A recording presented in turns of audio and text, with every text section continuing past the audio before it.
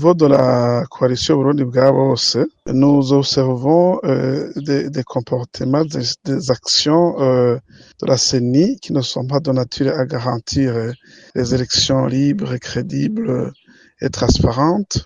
Là, on citerait par exemple que le 9, nous avons vu une correspondance adressée par le président de la CENI, au président des partis politiques, aux indépendants et au président des coalitions des partis politiques.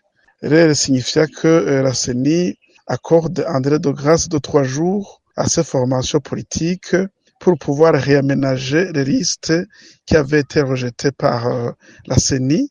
Cette lettre était accompagnée par un calendrier et des activités. Mais quand nos représentants sont allés au CEPI, les CEPI ont annoncé qu'ils ne connaissent pas cette correspondance. Et quand nous contactons la CENI, certains disent que ce document n'est pas authentique.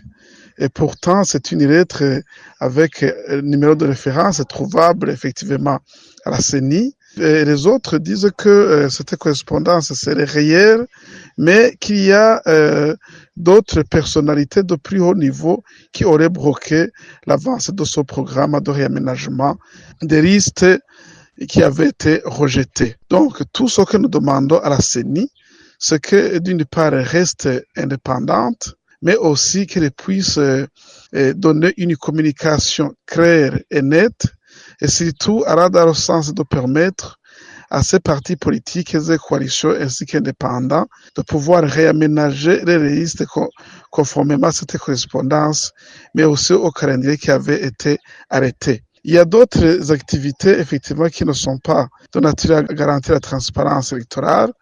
Là, je citerai notamment le fait que la CENI nous demande de déposer les mandataires des partis politiques à partir de ce lundi passé jusqu'à samedi. Et quand vous regardez le code électoral, il prévoit que les mandataires auraient dû être déposés au moins 20 jours avant le scrutin.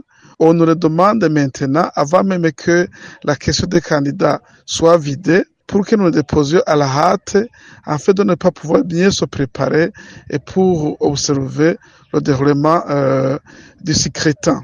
Donc, nous demanderions à la CENI, si c'est elle, dans son indépendance, qui est en train de malmener ce processus électoral, qu'elle se ressaisisse parce qu'elle est en train de conduire le pays vers le gouffre.